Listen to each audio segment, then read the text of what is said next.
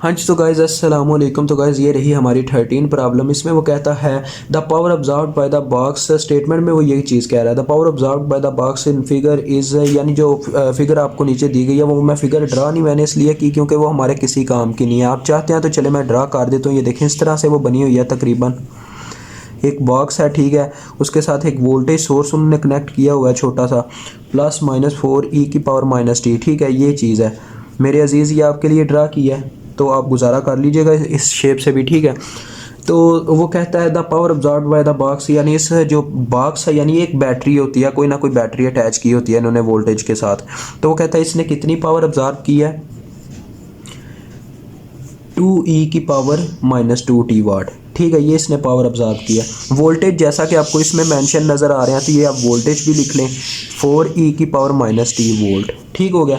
आगे वो कहता क्या, हमसे मांग क्या करता है कि आपने क्या करना है, वो कहता है calculate the amount of charge that enters the box, यानी आपने Q को मालूम करना है, Q ऑफ T, ये चीज़ आपने मालूम करनी है। तो गाइस जैसा कि आपको करंट का फार्मूला पता होगा, करंट का फार्मूला होता है derivative of charge according to time, ठीक है। तो लिहाजा अगर हम मालूम करना चाहें थ्रू करंट चार्ज को तो हमारे पास ये फार्मूला आ जाएगा, यानी डेरिवेशन का उलट उधर जाके मल्टीप्लाई हो जाएगा, जो कि इंटीग्रेशन होती है, क्योंकि डेरिवेशन का उलट इंटीग्रेशन होती है। तो T1 से T2 तक इसकी लिमिट होगी। तो T1 T2 वो मैंने अभी टाइम मेंशन नहीं किया, वो भी मैं मेंशन करता हूँ। देखें IT की आ जाएगी इंटीग्रेशन, तो हमें पहले IT कैलकुलेट करना पड़ेगा। तो कोई इतनी रॉकेट साइंस नहीं है, ये मैंने वैसे बयान कर दिया थोड़ा सा, ठीक है। तो टाइम उसने मुझे कितना दिया जी, 0.1 से लेकर 0.4 सेकेंड तक, ठीक हो गया। तो ये टाइम भी आ गया। अब ये T1 है और ये T2 है। अब चलें बात करते हैं जी हमने करंट कैसे मालूम करनी है। जैसा कि आपको पता है पावर का फार्मूला होता है वोल्टेज इंटू करंट। तो यहाँ से हम निकालेंगे करंट क्योंकि बाकी दोनों वेरिएबल्स मालूम है। तो देखें guys power divided by voltage हो जाएगा 2e⁻²t डिवाइडेड बाय, देखें वोल्टेज इधर आके डिवाइड हो गए 4e⁻t। तो आप देखें ये कितना बनता है, 2 1s are 2 2s are 0.5 आ जाएगा, 1/2 यानी 0.5 हाफ आ गया, और e⁻t रह जाएगी। वो कैसे जी, देखें ये -t नीचे -t है ना, ऊपर आके ये +t हो जाएगी, इसकी पावर में ऐड हो जाएगा +t। तो देखें -2t +t कितना हो गया, -t। तो ये आ गई हमारी करंट अम्पेयर में। अब हम क्या करेंगे जी, अब वही फार्मूला अप्लाई कर दें जो मैंने आगे बताया, यानी चार्ज हमारे पास बराबर होगा इंटीग्रेशन ऑफ करंट के। तो करंट की वैल्यू वो टाइम की वैल्यूज़ यहाँ पे पुट करें 0.1 से 0.4, और आगे करंट में इंटीग्रेशन में यानी गाइस क्या होता है, जो कांस्टेंट होता है उसका कोई तल्लक वास्ता नहीं होता इंटीग्रेशन से, तो हम उसको हमेशा बाहर निकाल लेते होते हैं। तो ये 0.4 मैंने बाहर निकाल लिया और ई की पावर -t अंदर रह गई dt, ठीक है।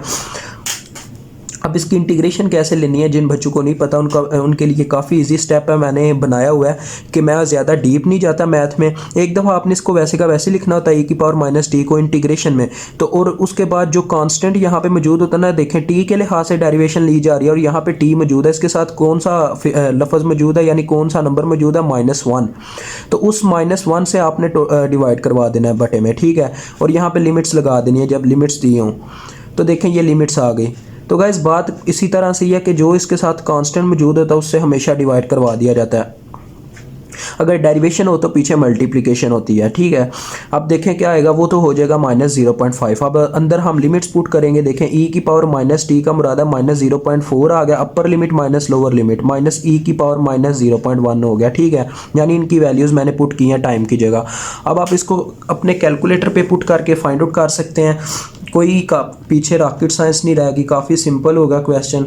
तो देखिएगा ये मैंने पहले भी एक क्वेश्चन किया था, उसकी जगह बस मैं चेंजिंग करूँगा। देखें -0.5 आ गया और आगे है e⁻−0.4, तो इसको थोड़ा कैंसिल करना पड़ेगा मुझे।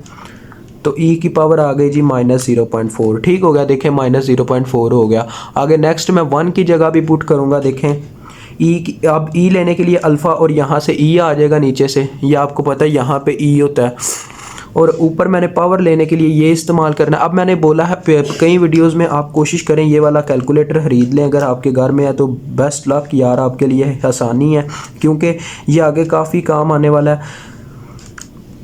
तो वो मुझे आंसर दे रहा 0.117। तो इसको आप मिली में भी लिख सकते हैं या ऐसे ही कूलम में लिख सकते हैं, यानी इसे आप डायरेक्ट इस तरह, इसके दो आंसर बनते हैं। देखें कैसे, 0.117 कूलम, और दूसरी ज़ुबान में आप इसको इस तरह से कह सकते हैं। यहाँ पे मैं लिखता हूँ इसका आंसर आगे, और आप इसका इशारिया उठा के 3 कदम आगे ले आएँ, क्योंकि 3 कदम चलने के बाद मिली बन जाता काम। अगर हम आगे की तरफ आएँ, इस साइड पे आए तो हमारा माइनस में काम जाता है, अगर हम प्रीवियस साइड पे जाए तो प्लस में जा काम जाता है। यानी अगर इस इशारिये को उठा के मैं 1 गुना पीछे ले जाऊं तो इसको 10 से मल्टीप्लाई करवा के वापस लाना पड़ेगा, यानी 10 की पावर 1 1 गुना आगे बढ़ जाएगा काम। तो मुझे उम्मीद है आपको समझ आ चुकी होगी। देखें हमारा क्वेश्चन हल हो चुका है। इंशाल्लाह मिलेंगे नेक्स्ट वीडियो में।